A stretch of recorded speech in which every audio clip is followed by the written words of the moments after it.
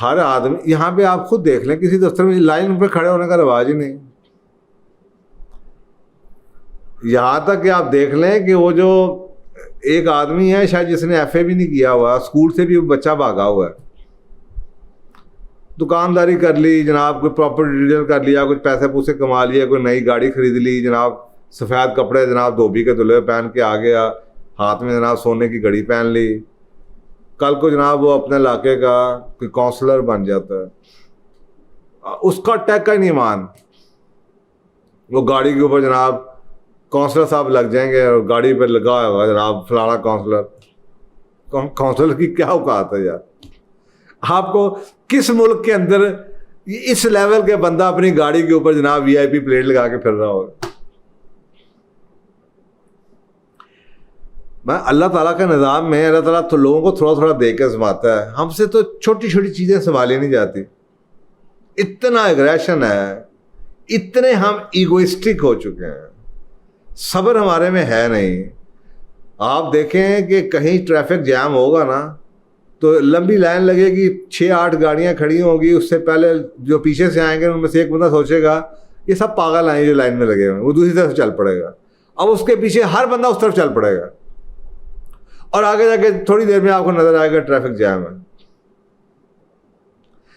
इससे कोई पूछे कि तुझे क्या लगता है मैं पागल हूं जो मैं यहां पे खड़ा हूं, तू ज्यादा अक्लमंद है?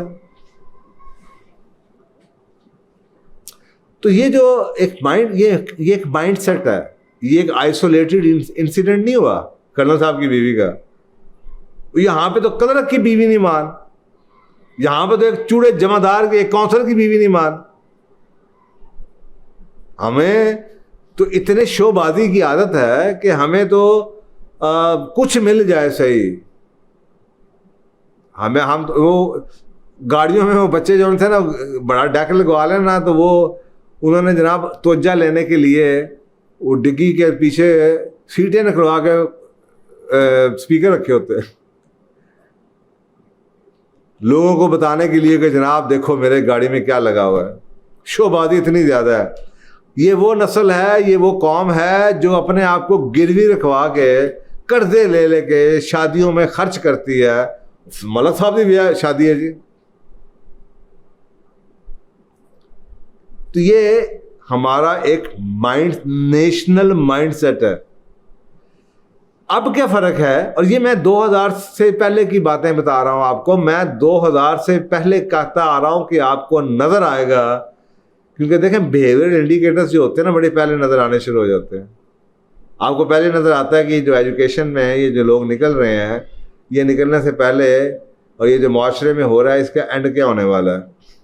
तो मैं तो बड़ी देर से बातें करता आ रहा हूँ कि इस माशरे के अंदर आप देखे जाएं, जो हम बो रहे हैं, मुझे नज़र आ रहा है कि इन्होंने काटना, हमने क्या काटना है। तो ये जो आपको एक वीडियो क्लिप नज़र आया है, अब तो क्योंकि सोशल मीडिया का ज़माना है तो ये अब चीज़ें ज़्यादा नज़र आ रही हैं, ये चीज़ें नज़र आ रही हैं क्योंकि अब हमारे पास वो चीज़ें फ्लोट हैं। अदरवाइज इतने आप कई चीज़ें तो ऐसी हैं जो आप नोट ही नहीं करते क्योंकि आप खुद कर रहे होते हैं। अब मुझे बताएं, दुनिया में किसी जगह जैसे हम अपने पुलिस वालों के साथ सलूक करते हैं, जैसे बहस करते हैं, दुनिया में किसी सिविलाइज माशरे के अंदर हम ऐसे बहस करते हैं? नाका लगा हो, हम पुलिस वाले के साथ नाके पे जाकर बहस करना शुरू कर देते हैं। उसकी जिम्मेदारी है, बेचारा खड़ा हुआ भाई, वो रोक रहा है, भाई नहीं जा सकते आप। हम उसका इंटरव्यू लेना शुरू कर, क्यों नहीं जा सकते, क्यों नहीं, ऐसे नहीं जा सकते, वैसे नहीं जा सकते। उसकी अथॉरिटी को, हम उसकी अथॉरिटी को समझते नहीं हैं। और ऐसे ऐसे लोग चैलेंज कर रहे होते हैं कि आप हैरान होंगे कि यार हर बंदा किसी ना किसी बड़े VIP को जानता है और उसका नेम थ्रोइंग कर रहा होता है। तुम्हें पता है मैं कौन हूं, तुम्हें पता है मैं कौन हूं, लड़ाई हो रही होती है, हवाले दिए जा रहे होते हैं, मोबाइल डायल किए जा रहे होते हैं, तेरे पता नहीं मैं कौन हूं। तो ये आपको एक नेशनल लेवल का माइंडसेट नजर आता है और ये हमने बोया हुआ है जो हम काट रहे हैं। तो इसके पीछे वजूहात क्या हैं? देखें, इसके पीछे जो बिहेवियर इंडिकेटर्स हैं और जो साइंस, बिहेवियर साइंस बताती है कि इंसान की जो तरबियत होती है ना, उसमें 15-20% उसकी ना जीन्स होती हैं, जेनेटिक नेचर होती है, बाकी 80% 85% उसकी नर्चरिंग है, उसकी तरबियत कैसे की जाती है। और तरबियत के अंदर भी 3 लेवल की तरबियत है। सबसे पहले उसकी पर्सनल सिस्टम, उसके इमीडिएटली उस जो एक बच्चा है उसका जो इमीडिएट एनवायरनमेंट है, पर्सनल सिस्टम है, उसकी जो बिलीव्स हैं, जो उसकी वैल्यूज़ बिल्ड की जा रही हैं, जो उसके प्रिंसिपल्स बिल्ड किए जा रहे हैं, वो क्या किए जा रहे हैं। साफ ज़रा कि वो जो प्रिंसिपल्स उसके बिल्ड किए जा रहे हैं वो पेरेंट्स से, सबसे पहले बच्चे का जो स्कूल है वो तो माँ बाप हैं। अगर वो बाप को ही शोबाजी करता हुआ देख रहा है, अगर वो बाप को ही इशारा तोड़ता हुआ देख रहा है, अगर वो माँ की गोद में बैठा हुआ भी अपने बाप को जनाब सड़क पे खड़े हुए पुलिस वाले से बहस करता हुआ और लड़ता हुआ नजर आ रहा है, अगर वो सड़क पे किसी को क्रॉस करते हुए हॉर्न बजा के उसको गालियां निकालता हुआ नजर आ रहा है, और उसको नजर आ रहा है कि ऐसे लोगों की इज्जत है, माशरे में भी है, माशरा भी दे रहा है उन्हें, बजाय इसके कि सारा माशरा मिल के उस शख्स को गाड़ी से उतार के मारे कि तुझे किसने कहा तुझे यहां से निकल के बाहर जाए। सारे मुंह देख रहे होते हैं एक दूसरे का, और उन लोगों को अपना हक मारने की इजाजत हम देते हैं। तो ये जो पर्सनल लेवल के ऊपर जो बिलीफ उसके बन रहे हैं वो माँ की गोद में बैठे लेवल से बनना शुरू हो जाता है, उसका एटीट्यूड वहां से बनना शुरू हो जाता है।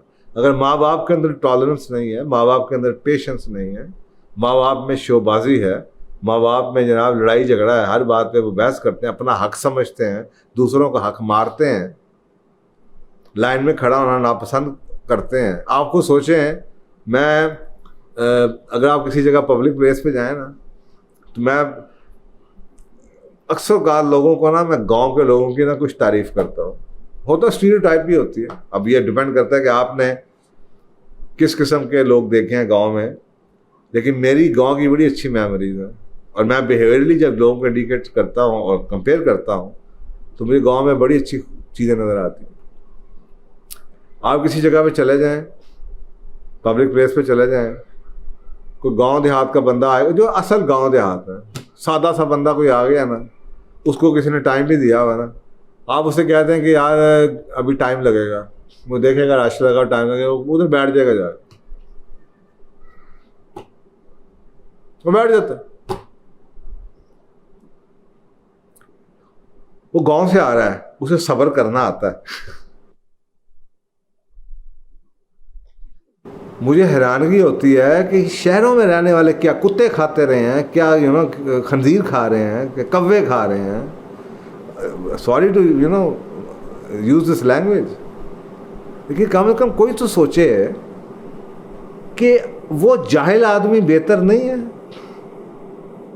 इन पढ़े लिखों, सो कॉल्ड पढ़े लिखों से।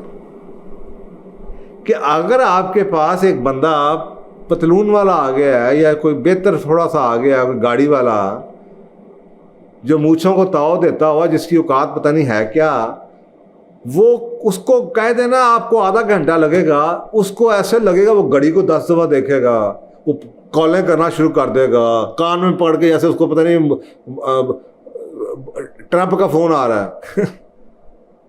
तो इतना तुम वीआईपी हो तो तुम इधर करने के लिए क्या आए हो भाई?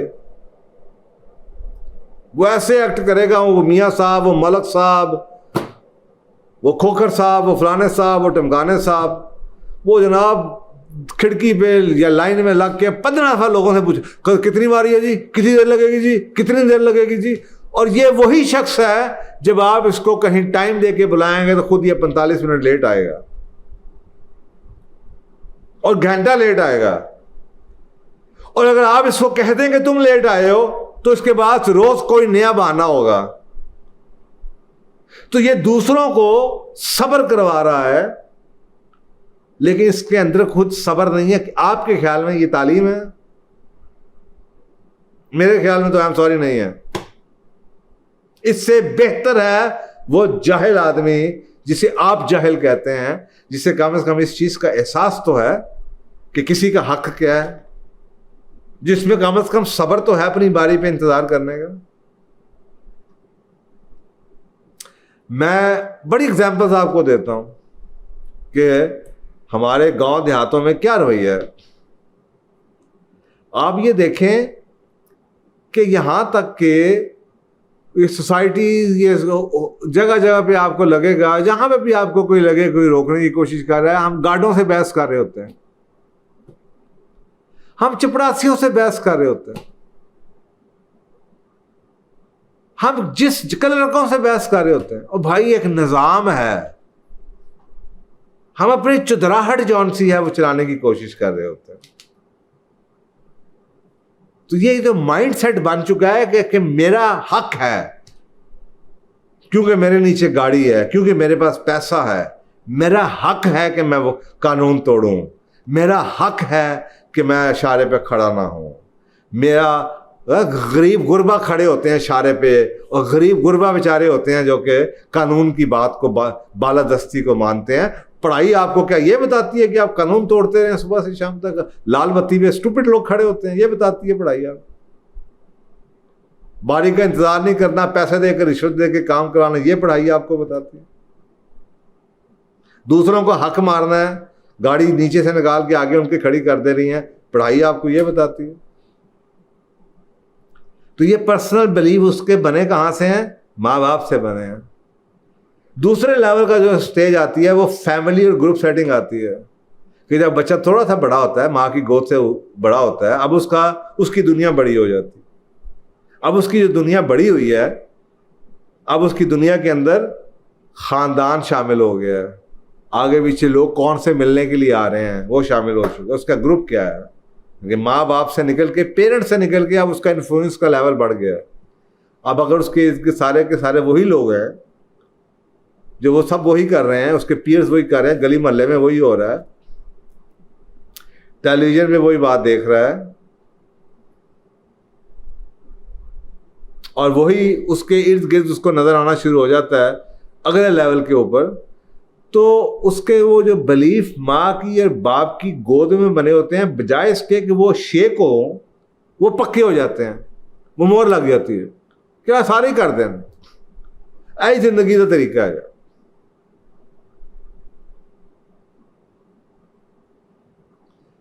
तो ये दूसरे लेवल के बिलीफ्स हैं जो आपके अपब्रिंगिंग है, नर्चर है, फैमिली और आपका नेबरहुड और आपके जनाब रिश्तेदारियां और आपके पीयर्स जौन से हैं, उनका जो चलेगा बिलीफ्स और वैल्यूज़ और जो उनकी ट्रेडिशंस, वो आप को खुद ही ऑटोमेटिकली आप अडॉप्ट कर लेंगे।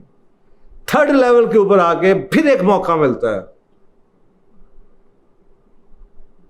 और वो थर्ड लेवल के ऊपर आपका सोसाइटल की वैल्यूज़ है, मुआशरती इक़्तिदार क्या है, मुआशरे में क्या हो रहा है, मुआशरे में किस चीज़ को क्रेडिट मिलता है, मुआशरे में किस चीज़ की इज्जत की जाती है, मुआशरे में किस चीज़ को बुरा समझा जाता है,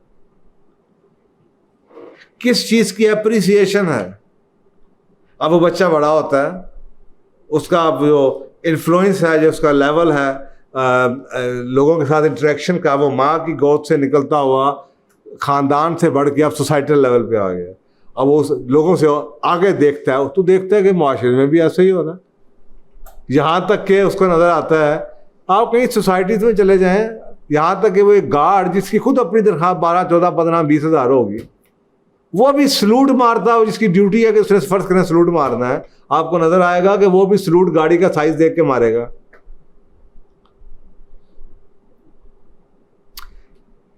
जो शख्स आराम से बात करता है उसका हक मारा जाता है, जो आराम से लाइन में लग जाता है, अगर मैं लाइन में लग गया हूं अपनी बारी का इंतजार में और मुझे पता हो कि मेरा हक कोई नहीं मारेगा, तो मैं आराम से बैठा रहूंगा।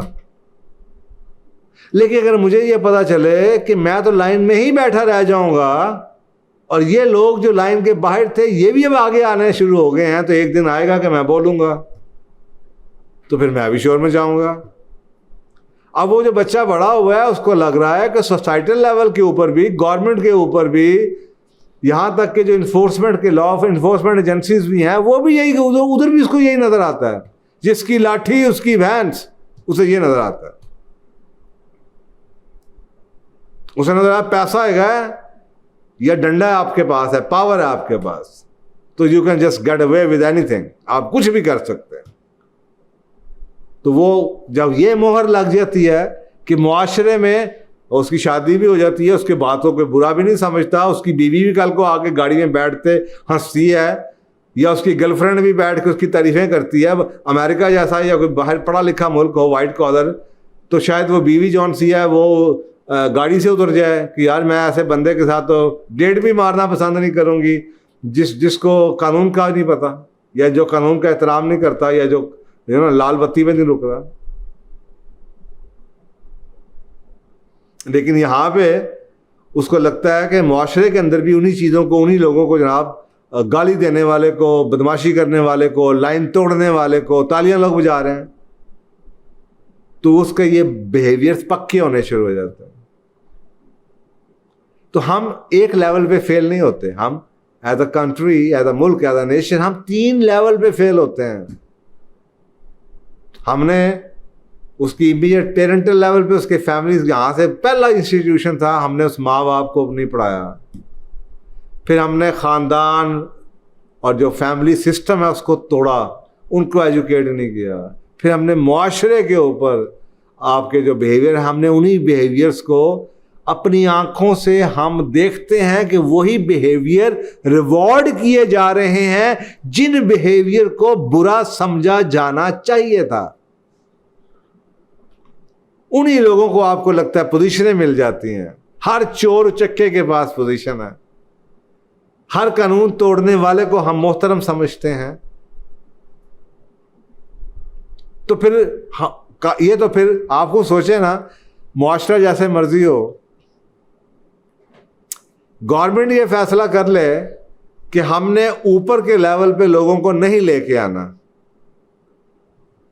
हमने ऐसी पॉलिसीज बनानी है कि हम उन लोगों को रिवॉर्ड करेंगे जिनका जो करियर है, जो लाइफ है, वो बेदाग है, वो सिविलाइज्ड है। तो आहिस्ता आहिस्ता होगा क्या कि मेरे अगर घर में या मेरे इमीडिएट एनवायरनमेंट में गलतियां होती भी थी तो ऊपर जाके मैं मजबूर हो जाऊंगा, क्योंकि याद रखिए at the end of the day इंसान जौन सा है वो सेल्फिश है, वो करेगा वही, उसी बिहेवियर को अडॉप्ट करेगा जिस बिहेवियर से उसको फायदा पहुंचता है।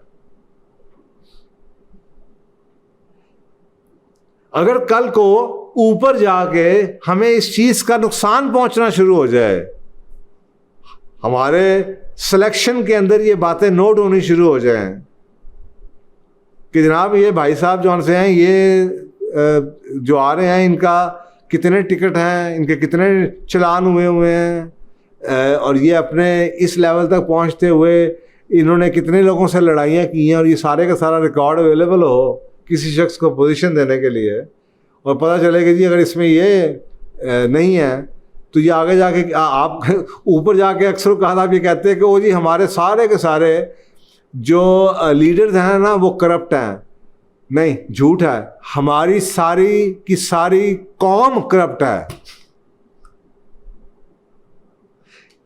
आपको लीडर की करप्शन इसलिए नजर आ रही है कि वो अब वीआईपी बन गया है और उसको छाड़ा जाता है। उसके पास अब बहुत बड़ी किटी आ गई है, इख्तियार आ गया है, अब वो करप्शन अरबों की करता है तो आपको नजर आती है। आपको क्या ये नहीं पता कि अरबों की करप्शन करने वाला वही है बच्चा जो बचपन में चुन्नी की और छोटी छोटी चीजों की करप्शन करता होगा। पोजीशन मिलने के बाद लोगों का हक मारने वाला वो होगा जो बचपन के अंदर इशारे पे नहीं खड़ा होता होगा, वो किसी और या किसी का लाइन से निकल के किसी और के आगे खड़ा हो जाता होगा। वो उनका हक, जिसका जिस लेवल पे वो हक मारता होगा वही बिहेवियर पक्का होते होते होते होते जब आप उसको मुल्क का किसी बड़ी पोजीशन का इख्तियार देते हैं तो फिर वहां पे जाके वो बड़े बड़े हक मारता है। तो आपको नजर आना शुरू हो जाता है। जब छोटे हक मार रहा है तो आपको समझ ही नहीं आती, आप तो हंस लेते हैं, ओ जी बड़ा शैतान है मेरा बच्चा जी, बस जी वेखो ना जी लाल बत्ती ते नहीं रुकता जी, वेखो ना जी बड़ा बेसबरा है गया है। माँ जूता उतार के क्यों नहीं उसका सर पिलपिला कर देती कि हाउ डेयर कि तू जनाब यहां पे बत्ती पे नहीं रुका। मां तो कहती हाय मेरा पुत्र वेख कि मैंने कट के लै गया, बाकी सारे पागल के पुत्र खलोते रह गए सन। यहां ये बिहेवियर हैं, ये रवैये हैं, और ये इनग्रेन्ड हो चुके हैं, हमारी रूट्स के अंदर घुसे हुए हैं। हर बंदा हर लेवल पे किसी ना किसी का हक मार रहा है। आप एक दुकानदार के पास चले जाएं, वो जितनी बेईमानी कर सकता है वह उतनी कर रहा है, ऊपर वाला बंदा उतनी बेईमानी कर रहा है, ऊपर वाला उतनी बेईमानी कर रहा है। बदकिस्मत वो हैं जो नज़र में आ जाते हैं, जो पकड़े जाते हैं, उनको आप कहते हैं ये करप्ट है। भाई सब करप्ट हैं, आप एग्जाम्पल नहीं ले सकते कि यहाँ पे करप्ट कहने वाले, दूसरों को करप्ट कहने वाले में कितनी करप्शन होती है, और मीडिया के ऊपर बैठ के वो लोग कह रहे होते हैं देखें जी कितनी करप्शन की, और कहने वाला वो है जिसके अपने सोशल मीडिया के ऊपर ही अपने करप्शन के वाक़े लगे हुए हैं। तो इससे क्या फर्क पड़ता है कि जनाब ये करप्ट है। बात मैंने, आप किसी से सवाल पूछे या तो या कीता या तू अपनी गाल दस, और इससे क्या फर्क पड़ता है मैंने कितने मारे, तो अपनी बात कर, सबको पता है मैंने क्या कितनी करप्शन की है, अपनी बात करो। तो मेरी करप्शन से आपकी करप्शन जस्टिफाई तो नहीं होती ना। लेकिन यहाँ पे तो मीडिया में यही बात हो रही होती है कि जी आप अपने बारे में बताएं ना जी, अगर मैंने किया तो भाई उससे क्या फ़र्क पड़ता है, उसने किया। बात तो इस वक्त आप करप्ट हैं पहले ये फैसला कर लें, उसके बाद फिर उधर वो तो है ही। तो हम अगर ये मुकाबलेबाजी के अंदर अपना उठा के कूड़ा उसके आगे फेंक देंगे तो इससे क्या फ़र्क पड़ेगा भाई। तो ये बिहेवियर जो है, ये जो स्ट्रीट के ऊपर आपको नज़र आते हैं, ये हमारा नेशनल लेवल का माइंडसेट है। लोग कहते हैं ना वो तालीम के वक्त जनाब, तालीम जब वो दरख्त होता है जिसमें फल लगता है तो वो झुक जाता है। तो अगर ये बात आपको आज जो नज़र आती है ना, आपको नज़र आता है कि मैंने तो आपको गांव की बात सुनाई है कि यार एक जाहिल आदमी है वो तो बेचारा बैठ गया जाके, तो एक जो पढ़ा लिखा यूनिवर्सिटी से निकल के आया, बाहर से निकल के आया, वो चाबी घुमाई जा रहा है और वहाँ पे सबर उसके पाँव में पहिए लगे हुए हैं, उसे बैठा नहीं जा रहा। उसे पता नहीं कौन सी चीज़ है जो बैठने नहीं दे रही, वो घूम रहा है और घूम रहा है जैसे पता नहीं क्या मुसीबत है। और सड़कों पे इतनी तेज़ी गाड़ी लोग चला रहे होते हैं, करने के लिए क्या, किधर जाएंगे? 10 मिनट पहले पहुँच के क्या करेंगे, कहाँ पे जाएंगे, देख लें आप जाके क्या करेंगे, पहुँचेंगे फिर भी लेट ही है। तो मेरे ख्याल में ये जो है ना, दरख्त पे फल लगता है तो दरख्त झुकता है, ये अल्लाह का कानून है, बिल्कुल झुकता है। लेकिन आज आप कहते हैं ना कि जी दरख्तों पे फल लगता है तो झुकता क्यों नहीं है, इसलिए कि जिसको आप फल कहते हैं वो फल ही नहीं है। मैं ये मानने के लिए तैयार नहीं हूं कि अल्लाह सुब्हान ताला का कानून गलत हो जाए, और कानून यही है कि दरख्त के ऊपर फल लगेगा, फल झुकेगा। लेकिन यहाँ पे आपको नज़र आता है कि एक आदमी ऐसा है जो कि 1 डिग्री करता है या उसको एक जनाब कोई टाइटल मिलता है तो फूंक भरता है, फिर दोबारा कुछ और होता है तो फिर डबल फूंक भरी जाती है, और उतना ही उसकी जो ना बदमाशी बढ़नी शुरू हो जाती है। तो वो झुक क्यों नहीं रहा? अगर ये फल है लग रहा है उसके ऊपर, तो अगर उसकी पढ़ाइयाँ बढ़ रही हैं, डिग्रियाँ बढ़ रही हैं, सर्टिफिकेशनें बढ़ रही हैं, इज्जत उसकी बढ़ रही है, तो वो क्यों नहीं झुक रहा? कानून तो ये कह रहा है कि इस पे फल लग रहा है तो उसको झुकना चाहिए, और इसलिए नहीं झुक रहा कि जिसको आप फल कह रहे हैं वो फल ही नहीं है। आप समझते हैं डिग्री का होना फल है, आप समझते हैं बड़ी गाड़ी होना, पैसा होना फल है, आप समझते हैं टाइटल्स का होना, जिम्मेदारियों का होना ये फल है, ये फल ही नहीं है। आप समझते हैं ये एजुकेशन जौन सी आपको फल लगा रही है, नहीं लगा रही है। एजुकेशन ही नहीं है, जो कि आपकी वो कहते हैं ना तालीम, अल्लामा इकबाल ने कहा था तालीम के तेज़ाब में डाल इसकी खुदी को, हो जाए मुलायम तो जिधर चाहे इसे फेर। और भाई तालीम का तो मकसद ये था कि आपकी खुदी को नरम करे, तो अगर ये आज की तालीम ने आपको और एरोगेंट बना दिया है, बदतमीज बना दिया है, बद इखलाक बना दिया है, बेसब्रा बना दिया है, झूठा बना दिया है, बदकिरदार बना दिया है, तो वो फल कहां से हुआ? वो फल तो नहीं है। आप समझ रहे हैं कि वो फल है, वो फल नहीं है। मैं कहते हैं ना, जितना ज्यादा आदमी पढ़ता है ना, उसको उतना पता चलता है वो कितना जाहिल है, और जितना कम पढ़ा लिखा होता है वो उतना ही अपने आप को पढ़ा लिखा समझता है। तो सबसे पहले जो मॉडल है ना लर्निंग का, वो ये कहता है कि एक जाहिल है और उसे कुछ नहीं आता, लेकिन सबसे पहले उसको इस चीज़ की अवेयरनेस होती है कि मैं जाहिल हूँ। तो जिसको ये अवेयरनेस हो जाए ना मैं जाहिल हूँ, उसके अंदर थोड़ी सी मुलायमी आ जाती है। तो इसका मतलब है कि हमारी एजुकेशन में क्या, एजुकेशन लिटरेसी रेट पे यहाँ पे क्या है? ये जो आपको अक्सर का पॉलिटिक्स में लोग नज़र आते हैं, मीडिया में नज़र आते हैं, या आपको जनाब ये जो हमारी अब ये जो बनी हुई हैं टाउन कमेटियाँ और इनके जो चेयरमैन नज़र आते हैं, कितनी एजुकेशन है इनकी, और इनकी अकड़ मुरादा फरमाएं आप। ऐसे ऐसे लोग नज़र आते हैं जिनको लिटरली आप अपने दफ्तर के अंदर चपरासी की नौकरी ना दें तालीमी मेयार से या उनके अतवार को देख के, लेकिन उनके पास पोजीशन है, वो अपने आप को पता नहीं क्या समझते हैं। तो जिसको हम समझते हैं कि ये फल लग गया, ये फल नहीं है, पैसे से फल नहीं लगता। तो ये जो एक होती थी ना तरबियत, तालीम और तरबियत, तो ये आप मेरा ख्याल अलग हो चुकी हैं। तो खाली तालीम जौन सी है ना, डिग्रियों का ठप्पे लगवाना, वो आपकी फल नहीं हो सकता जब इसके साथ तरबियत शामिल नहीं है। क्योंकि तरबियत यही है कि आपका सर झुकना शुरू हो जाएगा, आपको फल लगेगा, आपको एहसास होना शुरू हो जाएगा, आप लोगों के हक देना अपनी जिम्मेदारी समझेंगे। हक लोगों को बगैर मांगे दिए जाते हैं। हमें तो ये नहीं पता कि हमने सड़क पर चलते बाबा जी से बात कैसे करनी है। हमने तो इंसान को इंसान नहीं हम समझते। हम तो वो मुआशरा बनता चला जा रहा है जिसमें जानवर की औकात ज़्यादा, इंसान की औकात ही कम है। और यहाँ पे एवरीथिंग रिवॉल्व, जिसके पास इख्तियार है, जिसके पास दौलत है, समझा जाता है उसके पास वो कुछ भी करने के, उसके पास लाइसेंस अवेलेबल है। तो मेरा ख्याल है ये जो आपका सवाल है कि ये कर्नल की बीवी और स्ट्रीट एग्रेशन क्या है, ये भी डीपली हमारे मुआशरे की में डीपली सीप इन कर चुका हुआ है। और ये बिहेवियर, रवैये जौन से है ना, वो 3 जनरेशन का सफ़र है। एक जनरेशन में रवैये नहीं बदलते। एक जनरेशन में आप डंडे के ज़ोर पे कानून बना के आप उनको ज़बरदस्ती कुछ काम करवा सकते हैं, लेकिन उनका रवैये बदलने के लिए आपको 3 नस्लें चाहिए। पहली नस्ल में को आप ठीक करें, ये जितने इस वक्त आपको लोग नज़र आ रहे हैं ना बाइख्तियार, इनको आप ठीक करें कानून के थ्रू, डंडे के दौर के ऊपर। अमेरिका में ऐसे ही हुआ है। जब वो लिटरिंग का लॉ पास हुआ था कि सड़क के ऊपर आप कूड़ा नहीं फेंकेंगे, तो जब बाबे थे जो कि 40 साल से फेंकते आ रहे थे, अब उनको मना करना कि नहीं फेंकोगे, अब उनको एक ही ज़बान समझ आती है कि या तो इनको पकड़ के अंदर कर दो महीने के लिए, या जुर्माना लगा दो। दूसरी नस्ल वो है जो कि 20 साल की उम्र वाला है,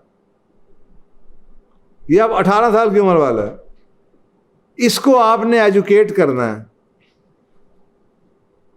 इसको आपने बताना ये सिविलाइजेशन नहीं है। आपको मैस कैंपेन चलानी पड़ेगी, आपने स्कूलों में आपको पंफलेट बांटने पड़ेंगे, आपको बताना पड़ेगा कि अच्छी आदतें क्या होती हैं, अच्छे रवैये क्या होते हैं, जाहिल लोग हैं जो सड़कों में थूकते हैं। ड्रामे बनाने पड़ेंगे, एजुकेट करना पड़ेगा कि ये लोग कौन करते हैं। एक जाहिल आदमी में जो जनाब पान नस्वार खा के थूक फेंक कर, पढ़े लिखे में क्या फ़र्क। और जो एक बच्चा है जो भी पैदा हुआ है, जो गोद में है, उसको वो माहौल देना पड़ेगा। वो तीसरी नस्ल है, उसको वो माहौल देना पड़ेगा जहाँ पे उसको कोई भी ये नज़र ही ना आए, वो समझे कि यही मोरालिटी है। तो पहले नस्ल का कानून, दूसरी नस्ल में आदाब बना के उसको बेचें।